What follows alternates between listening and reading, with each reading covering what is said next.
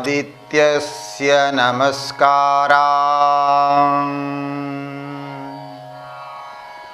ಯೇ ಕುರ್ವಂತಿ ದಿನೇ ದಿನೇ ಆಯುಃ ಪ್ರಜ್ಞಾಬಲಂ ವೀರ್ಯಂ ತೇಜಸ್ತೇಷಾಂ ಚ ಜಾಯತೆ. ಓಂ ಶಾಂತಿ ಶಾಂತಿ ಶಾಂತಿ. ಚರಾಚರ ಜೀವರಾಶಿಗೆ ಒಡೆಯಲಾಗಿರುವಂತಹ ಪ್ರಭು ಸೂರ್ಯನಾರಾಯಣನನ್ನ ಮನಸಾರೆ ಸ್ಮರಣೆ ಮಾಡಿಕೊಳ್ಳೋಣ. ಶ್ರೀ ಗುರುದೇವನನ್ನು ಸ್ಮರಣೆ ಮಾಡಿಕೊಳ್ಳೋಣ. ಇಷ್ಟದೇವರನ್ನು ಸ್ಮರಣೆ ಮಾಡಿಕೊಳ್ಳೋಣ. ನಮ್ಮ ಶರೀರ, ನಮ್ಮ ಮನ, ನಮ್ಮ ಬುದ್ಧಿಗೆ ಬೇಕಾಗಿರುವಂತಹ ವಿಶೇಷವಾಗಿರುವಂತಹ ಶಕ್ತಿ ಲಭ್ಯವಾಗುವುದು ಭಗವಾನ್ ಸೂರ್ಯನಾರಾಯಣನಿಂದ. ಸೂರ್ಯ ಜಗತ್ತಿನ ಚರಾಚರ ಜೀವರಾಶಿಗಳ ಒಡೆಯ. ಅಂತಹ ಸೂರ್ಯನ ಸ್ಮರಣೆ, ಸೂರ್ಯನ ಜಪ, ಸೂರ್ಯನಿಗೆ ಮಾಡುವ ನಮಸ್ಕಾರಗಳು ನಮ್ಮ ಮನಸ್ಸಿನ ಮೇಲೆ ಅಗಾಧವಾದಂತಹ ಶಕ್ತಿಯನ್ನು ನೀಡುತ್ತೆ. ಆ ಸೂರ್ಯನನ್ನು ಪ್ರಾರ್ಥನೆ ಮಾಡಿಕೊಂಡು, ಗುರುಗಳನ್ನು ನೆನಪು ಮಾಡಿಕೊಂಡು ಇವತ್ತು ಬ್ರಾಹ್ಮರಿ ಪ್ರಾಣಾಯಾಮದ ಅಭ್ಯಾಸವನ್ನು ಮಾಡೋಣ. ಭ್ರಾಮರಿ ಪ್ರಾಣಾಯಾಮ ಅಂದರೆ ಭ್ರಮರದಂತೆ, ಅರ್ಥಾತ್ ದುಂಬಿಯಂತೆ ಧ್ವನಿ ಮಾಡುವಂತಹ ಒಂದು ಪ್ರಾಣಾಯಾಮ. ದುಂಬಿಯ ಧ್ವನಿ ನಮಗೆ ಕೇಳಲಿಕ್ಕೂ ಆನಂದ ಆಗತ್ತೆ, ಮನಸ್ಸಿಗೂ ನೆಮ್ಮದಿಯನ್ನು ಕೊಡುತ್ತೆ. ಈ ಪ್ರಾಣಾಯಾಮವನ್ನು ಮಾಡುವುದರಿಂದ ಮಾನಸಿಕವಾದಂತಹ ನೆಮ್ಮದಿ ಹೆಚ್ಚಾಗತ್ತೆ. ಯಾರ್ಯಾರಿಗೆ ಮೈಗ್ರೇನ್ ಸಮಸ್ಯೆ ಇದೆ, ಸಂಜೆ ಆಗಬೇಕಾದರೆ ತಲೆ ಸಿಡಿತ ಆಗೋದು, ಕಂಪ್ಯೂಟರ್ ಮುಂದುಗಡೆ ಕೂತಾಗ ಆ ಕೆಲಸ ಮಾಡ್ತಾ ಮಾಡ್ತಾ ಸಂಜೆ ಹೊತ್ತಾಗುವಾಗ ಈ ರೀತಿ ಒಂದು ತಲೆ ಸಿಡಿತ ಬರುತ್ತೆ. ಅದಕ್ಕೆ ತುಂಬ ಒಳ್ಳೆಯದಾಗಿರ್ತಕ್ಕಂತಹ ಒಂದು ಪ್ರಾಣಾಯಾಮ ಇದು.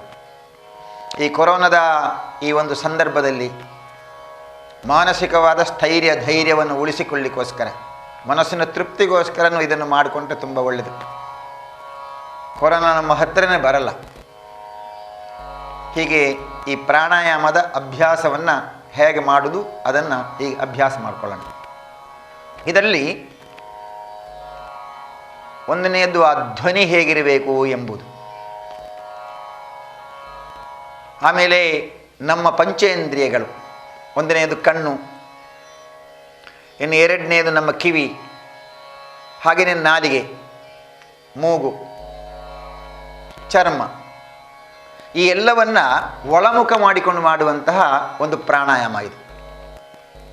ನಮಗೆ ಚಿಂತೆ ಯಾಕೆ ಬರುತ್ತೆ ಅಂದರೆ, ಹೊರಗಿನ ಪ್ರಪಂಚದಲ್ಲಿದ್ದಾಗ, ಹೊರಗಿನ ಜಗತ್ತಿನಲ್ಲಿದ್ದಾಗ, ಹೊರಗಿನ ವಿಚಾರಗಳಿಗೆ ನಾವು ಸ್ಪಂದಿಸಿದಾಗ ಆಗ ಮಾನಸಿಕವಾದಂತಹ ಒತ್ತಡಗಳು ನಮಗೆ ಆಗುತ್ತೆ. ಆ ಯಾವುದೇ ಒತ್ತಡಗಳು ಇಲ್ಲದೆ ಇರಬೇಕಾದರೆ ಹೊರ ಪ್ರಪಂಚವನ್ನು ಮರೆತು ಬಿಡಬೇಕು, ಒಳ ಹೋಗಬೇಕು. ಒಳ ಹೋಗಲಿಕ್ಕೆ ಆಗಲ್ಲ. ಕೆಲವೊಮ್ಮೆ ಬೇರೆ ಬೇರೆ ಟೆನ್ಷನ್ನಲ್ಲಿದ್ದಾಗ ನಮಗೆ ಒಳ ಹೋಗಲಿಕ್ಕೆ ಆಗಲ್ಲ. ಮತ್ತೆ ಮತ್ತೆ ಅದೇ ನೆನಪಾಗತ್ತೆ. ಏನೋ ಒಂದು ಸಮಸ್ಯೆಯಲ್ಲಿ ಸಿಕ್ಕಿಕೊಂಡಿರ್ತೀವಿ ನಾವು. ಆ ಸಮಸ್ಯೆಯಿಂದ ಹೊರಗೆ ಬರಲಿಕ್ಕೆ ಕಷ್ಟ. ಅದಕ್ಕೆ ಕಾಣುವಾಗ ನೆನಪಾಗತ್ತೆ, ಕೇಳಿದಾಗ ನೆನಪಾಗತ್ತೆ, ಅದರಿಂದ ಸಮಸ್ಯೆಗಳಾಗತ್ತೆ. ಅದಕ್ಕೆ ಕಾಣಲಿಕ್ಕೂ ಇಲ್ಲ, ಕೇಳಲಿಕ್ಕೂ ಇಲ್ಲ. ಆ ಥರದ ಒಂದು ಪ್ರಾಣಾಯಾಮ ಇದು.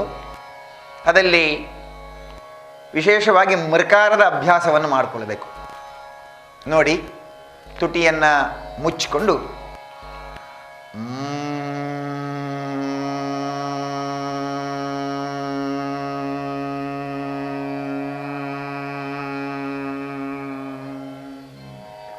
ಈ ರೀತಿ ತುಟಿಯನ್ನು ಮುಚ್ಚಿ ಮೂಗಿನಿಂದ ಮೃಕಾರದ ಧ್ವನಿಯನ್ನು ಹೊರಗಡೆ ತರುವುದು, ದುಂಬಿಯ ಧ್ವನಿ ಅಂತ ಕೇಳಬೇಕು.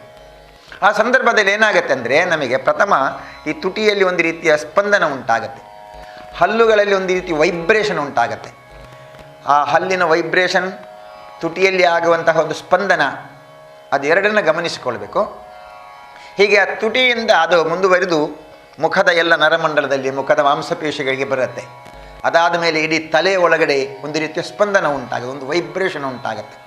ಆ ಸ್ಪಂದನ, ಆ ಧ್ವನಿ, ಅದೆಲ್ಲವೂ ಕೂಡ ನಮಗೆ ಆನಂದವನ್ನು ತರುತ್ತೆ. ಸುಖ ಎಂಬುದು 2 ಅಕ್ಷರ. ಸುಖ ಹೇಗೆ ಸಿಗುತ್ತೆ? ಪೇಟೆಗೆ ಹೋಗಿ ಬೆಲ್ಲ ತೆಗೊಳ್ಬೋದು, ಸಕ್ಕರೆ ತೆಗೊಳ್ಬೋದು, ಅಕ್ಕಿ ತೆಗೊಳ್ಬೋದು. ಬೆಲ್ಲ ತಿಂದರೆ ರುಚಿ ಆಗತ್ತೆ, ಸ್ವಲ್ಪ ಆನಂದ ಆಗತ್ತೆ. ಅಲ್ಲೇ ಹೋಗಿ ಅಂಗಡಿಯಲ್ಲಿ ಸ್ವಾಮಿ ನನಗೆ ಒಂದು 10 ರೂಪಾಯಿಯ ಸುಖ ಕೊಡಿ ಅಂದರೆ ಕೂಡಲೇ ಅವರು ಆಸ್ಪತ್ರೆಗೆ ಫೋನ್ ಮಾಡ್ಯಾರು, ಇವನಿಗೆ ಸ್ವಲ್ಪ ತಲೆ ಸರಿ ಇಲ್ಲ ಅಂತ. ಆದರೆ ಸುಖ ಹೇಗೆ ಸಿಗುತ್ತೆ? ಸುಖ ಹೊರಗಡೆ ಎಲ್ಲೂ ಸಿಗಲ್ಲ. ಸುಖ ಸಿಕ್ಕುವುದು ಒಳಗಡೆಯಿಂದ. ಆ ಸುಖ ಹೇಗೆ ಸಿಗುತ್ತೆ? ಅದು ಭ್ರಾಮರಿ ಪ್ರಾಣಾಯಾಮದಿಂದ ಸಿಗುತ್ತೆ. ಅದನ್ನು ಮಾಡಿ ಮಾಡಿ ಅನುಭವಿಸಬೇಕು, ಸುಖ ಪಡಬೇಕು, ಆನಂದಿಸಬೇಕು. ಅದಕ್ಕೆ ಮೃಕಾರವನ್ನು ಹೇಳುವುದು. ಕಿವಿಯನ್ನು ಬಂದ್ ಮಾಡಿಕೊಳ್ಬೇಕು. ಕಿವಿ ಬಂದ್ ಮಾಡಿಕೊಳ್ಬೇಕಂದ್ರೆ ಈ ತೋರು ಬೆರಳನ್ನು ಕಿವಿಯ ಒಳಗಡೆ ತುರುಕಿಸಿಟ್ಕೊಳ್ಳೋದು. ಪೂರ್ಣ ಬಂದ್ ಮಾಡಿಕೊಳ್ಬೇಕು ಕಿವಿಯನ್ನು. ಈ 3 ಬೆರಳು ಒಟ್ಟಿಗೆ ಹೆಬ್ಬೆರಳನ್ನು ಅದರ ಮೇಲಿನಿಂದ ಮಡಿಚಿಟ್ಟುಕೊಳ್ಬೇಕು. ತೋರು ಬೆರಳನ್ನು ನೇರ ಮಾಡಿಕೊಳ್ಬೇಕು. ಅದನ್ನು ಪೂರ್ಣ ಟೈಟಾಗಿ ಮುಚ್ಚಿಕೊಳ್ಳೋದು. ಇನ್ನು ಕೈಯ ಭಾಗ ನೋಡಿ, ಇದು ಹೀಗಿಟ್ಕೊಂಡ್ರೆ ಸ್ವಲ್ಪ ಹೊತ್ತು ಕಳೆಯುವಾಗ ಹಾಗೆ ನಾವು ಕುಸಿದು ಹೋಗ್ಬೋದು, ಹೀಗೆ ಬಗ್ಬೋದು. ಅದಾಗಬಾರ್ದು. ಬೆನ್ನೆಲುಬು ನೇರ ಇರಬೇಕಲ್ಲ. ಅದಕ್ಕೆ ಈ ಕೈಯ ಭಾಗವನ್ನು, ಅಂಗೈಯ ಭಾಗವನ್ನು ಮೇಲ್ಮುಖವಾಗಿ ತಿರುಗಿಸಿಕೊಂಡ್ರೆ ಆಗ ನೇರ ಆಗುತ್ತೆ. ಇನ್ನು ಈ ತೋಳಿನ ಭಾಗ ಅದನ್ನು ಕೂಡ ಭೂಮಿಗೆ ಸಮಾನಾಂತರವಾಗಿ ನೇರ ಇರಬೇಕು. ಮುಖವನ್ನು ಗಮನಿಸಿ. ಹುಬ್ಬು, ನಮ್ಮ ಮಾಂಸಪೇಶಿಗಳು, ಹಣೆಯ ಭಾಗ, ಇಲ್ಲೆಲ್ಲ ಸಹಜವಾದಂತಹ ಪ್ರಕ್ರಿಯೆ ಇರಬೇಕು. ಹೀಗೆ ಪೂರ್ಣ ಕಿವಿಯನ್ನು ಬಂದು ಮಾಡಿ ಕಣ್ಣನ್ನು ಮೆತ್ತಗೆ ಮುಚ್ಚಿಕೊಂಡು ದೀರ್ಘ ಉಸಿರನ್ನು ತಗೊಂಡು ದೀರ್ಘವಾಗಿ ಆ ಕ್ರಿಯೆಯನ್ನು ಮಾಡುವಂಥದ್ದು. ಒಮ್ಮೆ ಗಮನಿಸೋಣ, ಮತ್ತು ನೀವು ಅಭ್ಯಾಸ ಮಾಡಿ. ಈಗ ಒಮ್ಮೆ ನನ್ನನ್ನು ನೋಡಿ ಮತ್ತು ನೀವು ಮನೆಯಲ್ಲಿ ಅಭ್ಯಾಸ ಮಾಡಿಕೊಳ್ಬೋದು.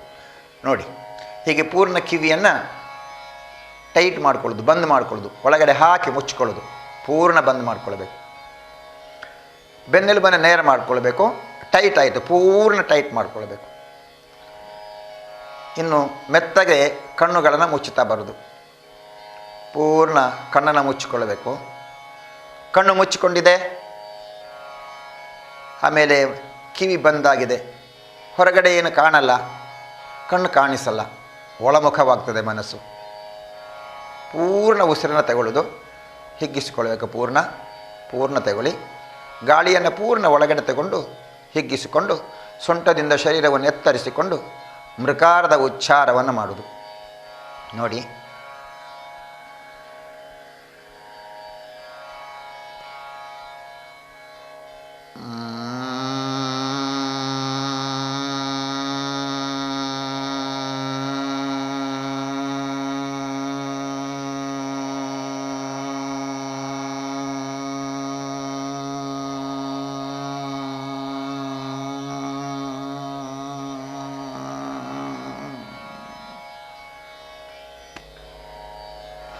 ಮತ್ತೆ ನಿಧಾನ ಉಸಿರು ತಗೊಳ್ಳೋದು, ಹಿಗ್ಗಿಸಿಕೊಳ್ಳಬೇಕು. ಮತ್ತೆ ಸೊಂಟದಿಂದ ಎತ್ತರಿಸಿಕೊಳ್ಬೇಕು ಶರೀರವನ್ನು.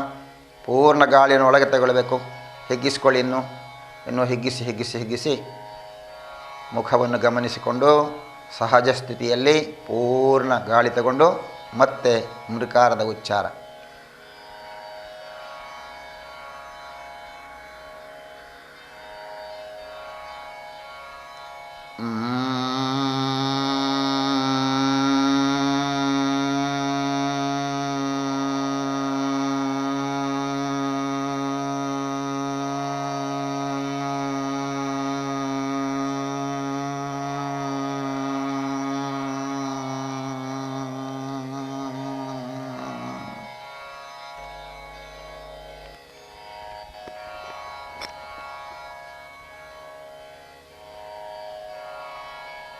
ಈ ಪ್ರಾಣಾಯಾಮ ಮಾಡಿದ ಮೇಲೆ ಕೈಯನ್ನು ಮಂಡಿಯ ಮೇಲೆ ಇಟ್ಟುಕೊಳ್ಬೇಕು. ಅದಕ್ಕೆ ಭೈರವಿ ಮುದ್ರೆ ಅಂತ ಹೇಳಿದ್ದಾರೆ. ಎಲ್ಲ ಬೆರಳುಗಳನ್ನು ಬಿಡಿಸಿ ಇಟ್ಟುಕೊಳ್ಳೋದು. ಕಣ್ಣು ಮುಚ್ಚಿದೆ, ಆನಂದವನ್ನು ಅನುಭವಿಸ್ತಾ ಇರುವಂಥ ಕಾಲ. ಖುಷಿಯಾಗತ್ತೆ, ಈಗ ಮನಸ್ಸಿಗೆ ಸಂತೋಷ ಆಗತ್ತೆ, ತೃಪ್ತಿ ಆಗತ್ತೆ. ಅದನ್ನು ಅನುಭವಿಸ್ತಾ ಇರುವುದು. ಆಗ ಕಣ್ಣನ್ನು ಮುಚ್ಚಿ ಕಿವಿಯನ್ನು ಬಂದ್ ಮಾಡಿ ಆನಂದಿಸಿದ್ದೇವೆ. ಈಗ ಕಣ್ಣು ತೆರೀಲಿಲ್ಲ, ಆದರೆ ಧ್ವನಿ ಕೇಳಿಸ್ತಾ ಇದೆ. ಅದರ ಮುಖಾಂತರ ಆನಂದವನ್ನು ಅನುಭವಿಸುವುದು, ಖುಷಿಯಾಗಿರುವುದು, ನೆಮ್ಮದಿಯಾಗಿರುವುದು, ಸಂತೋಷದಿಂದ ಇರುವುದು. ನಿಧಾನ ಸ್ವಲ್ಪ ಕಣ್ಣು ತೆರಿಬೇಕು, ಮತ್ತೆ ಕಣ್ಣು ಮುಚ್ಚಿಕೊಳ್ಬೇಕು, ಮತ್ತೆ ಪೂರ್ಣ ಕಣ್ಣುಗಳನ್ನು ತೆರೆಯುವುದು.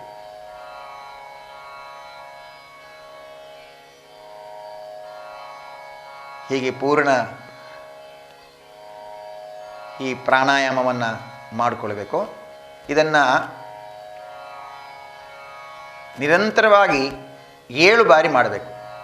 ನಾನೀಗ 2 ಸಲ ಮಾಡಿದ್ದೇನೆ, ಅದನ್ನು 7 ಬಾರಿ 7 ಆವರ್ತಿ ಮಾಡಬೇಕು.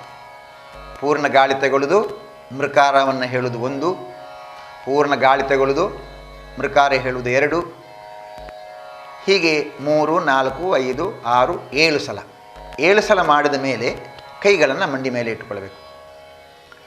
ಮಂಡಿ ಮೇಲೆ ಇಟ್ಕೊಂಡು ಕಣ್ಣು ಮುಚ್ಚಿರ್ತಿದ್ದಾಗ ಪೂರ್ಣ ದೀರ್ಘ ಉಸಿರಾಟದ ಕ್ರಿಯೆಯನ್ನು ಮಾಡೋದು. ಒಂದು ರೀತಿಯ ವಿಶ್ರಾಂತಿಯ ಭಾವ. ಹೇಗೆ ಶವಾಸನದಲ್ಲಿ ಮಲಗಿರುವಾಗ ವಿಶ್ರಾಂತಿಯನ್ನು ತೆಗೊಳ್ತೇವೋ, ಯಾವುದೇ ಚಿಂತೆ ಇಲ್ಲದಿರುವಾಗ ಹೇಗಿರ್ತೀವೋ ಆ ರೀತಿ ಪೂರ್ಣ ಒಳಮುಖವಾಗಿ ಆನಂದವನ್ನು ಅನುಭವಿಸಬೇಕು. ತಕ್ಷಣವೇ ಮೇಲೆ ಬರಬಾರ್ದು. ಸ್ವಲ್ಪ ಹೊತ್ತು ವಿಶ್ರಾಂತಿ ಪಡೆದ ಮೇಲೆ ಭ್ರಾಮರಿ ಪ್ರಾಣಾಯಾಮದಿಂದ ಹೊರಗಡೆ ಬರಬೇಕು. ಹೀಗೆ ಈ ಭ್ರಾಮರಿ ಪ್ರಾಣಾಯಾಮದ ಅಭ್ಯಾಸದಿಂದ ನಮ್ಮ ಮನಸ್ಸಿಗೆ, ನಮ್ಮ ಬುದ್ಧಿಗೆ, ನಮ್ಮ ಶರೀರಕ್ಕೆ ವಿಶೇಷವಾಗಿರುವಂತಹ ಲಾಭ ಆಗತ್ತೆ. ತುಂಬ ಜನ ಮಾನಸಿಕವಾಗಿರುವಂತಹ ವೇದನೆಗಳಿಂದ, ಖಿನ್ನತೆಯಿಂದ ಅವರು ಬೇರೆ ಬೇರೆ ಎಡವಟ್ಟುಗಳನ್ನು ಮಾಡಿಕೊಳ್ತಾರೆ. ಪರಿಹಾರವನ್ನು ಕಂಡು ಹುಡುಕಿದರೆ ಪರಿಹಾರ ಸಿಗಲ್ಲ ಅವರಿಗೆ. ಯಾರ್ಯಾರು ಮರ ಹೋಗಿರ್ತಾರೆ, ಡಾಕ್ಟರ್ ಹತ್ರ ಹೋಗಿರ್ತಾರೆ, ಜ್ಯೋತಿಷ್ಯರ ಹತ್ರ ಹೋಗಿರ್ತಾರೆ, ಹಿರಿಯರ ಹತ್ರ ಹೋಗಿ ಹೇಳಿಕೊಂಡಿರ್ತಾರೆ. ಆದರೆ ಅವರಿಗೇನು ಪರಿಹಾರ ಸಿಗಲ್ಲ. ಆದರೆ ಈ ಪ್ರಾಣಾಯಾಮವನ್ನು ನಿರಂತರವಾಗಿ ಮಾಡುವುದರಿಂದ ಖಂಡಿತವಾಗಿಯೂ ಅವರಿಗೆ ತೃಪ್ತಿಯಾಗತ್ತೆ, ನೆಮ್ಮದಿಯಾಗತ್ತೆ. ಅದಕ್ಕೆ ದಯಮಾಡಿ ನೀವು ಮನೆಯಲ್ಲಿ ಇದನ್ನು ಅಭ್ಯಾಸ ಮಾಡಿಕೊಳ್ಳಿ. ಇದರಿಂದ ಮಾತ್ರೆ ನುಂಗುವುದು ಕಡಿಮೆ ಆಗತ್ತೆ, ಡಾಕ್ಟರ್ ಹತ್ರ ಹೋಗುವುದು ಕಡಿಮೆ ಆಗತ್ತೆ, ಮನೆಯಲ್ಲಿ ಗಂಡ ಹೆಂಡಿರ ಜಗಳ ಕಡಿಮೆ ಆಗತ್ತೆ, ಮಕ್ಕಳ ಜೊತೆಯಲ್ಲಿ ತಂದೆ ತಾಯಿಯರು ಮಾಡುವಂತಹ ಸಮಸ್ಯೆಗಳು ಅದು ಕಡಿಮೆ ಆಗತ್ತೆ, ಮಕ್ಕಳು ಹಿರಿಯರ ಜೊತೆಯಲ್ಲಿ ಒದ್ದಾಟ ಮಾಡುವುದು, ಗಲಾಟೆ ಮಾಡುವುದು ಅದು ಕಡಿಮೆ ಆಗತ್ತೆ. ಹೀಗೆ ಮಾನಸಿಕ ತೃಪ್ತಿಗೋಸ್ಕರ, ನೆಮ್ಮದಿಗೋಸ್ಕರ ಈ ಪ್ರಾಣಾಯಾಮವನ್ನು ಮಾಡೋಣ. ಅದಕ್ಕೆ ಬೇಕಾದ ಶಕ್ತಿಯನ್ನು ಭಗವಂತ ನಮಗೆ ಅನುಗ್ರಹಿಸ್ತಾನೆ. ಇವತ್ತಿನ ಸಂಚಿಕೆಯಲ್ಲಿ ಈ ಭ್ರಾಮರಿ ಪ್ರಾಣಾಯಾಮವನ್ನು ಅಭ್ಯಾಸ ಮಾಡಿದ್ದೇವೆ. ಮತ್ತೆ ಮತ್ತೆ ಮತ್ತೆ ಮತ್ತೆ ಇದನ್ನು ಅಭ್ಯಾಸ ಮಾಡಿಕೊಂಡು ಅದನ್ನು ಸಿದ್ಧಿ ಮಾಡಿಕೊಳ್ಳೋಣ. ಅದರ ಮುಖಾಂತರವಾಗಿ ಜೀವನವನ್ನು ಸಾರ್ಥಕ ಮಾಡಿಕೊಳ್ಳೋಣ. ಪ್ರಾರ್ಥನೆಯೊಂದಿಗೆ ಕೊನೆಗೊಳಿಸೋಣ. ಚಿನ್ಮುದ್ರೆ ಮಾಡಿಕೊಳ್ಳಿ, 2 ಬೆರಳು ಜೋಡಿಸ್ಕೊಳ್ಳಿ, 3 ಬೆರಳುಗಳು ಒಟ್ಟಿಗೆ ನೆಟ್ಟಗೆ ಕೂತ್ಕೊಳ್ಳೋಣ.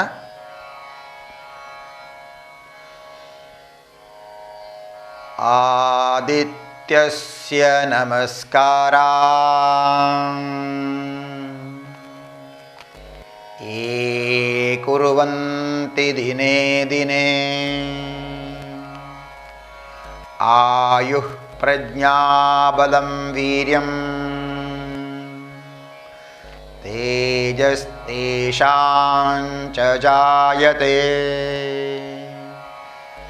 ಓಂ ಶಾಂತೈ ಶಾಂತೈ ಶಾಂತಿ. ಹೊಸ ಕುರಲ್ ಟಿವಿ ವೀಕ್ಷಕರಿಗೆಲ್ಲರಿಗೂ ಕೂಡ ಇಂದಿನ ಸಂಚಿಕೆಯ ವಂದನೆಗಳೊಂದಿಗೆ ಸಲ್ಲಿಸ್ತಾ ಮತ್ತೆ ನಾಳೆ ಭೇಟಿಯಾಗೋಣ. ಅಲ್ಲಿವರೆಗೆ ನಿಮಗೆಲ್ಲರಿಗೂ ಕೂಡ ವಂದನೆಗಳು. ಜೈ ಶ್ರೀರಾಮ್.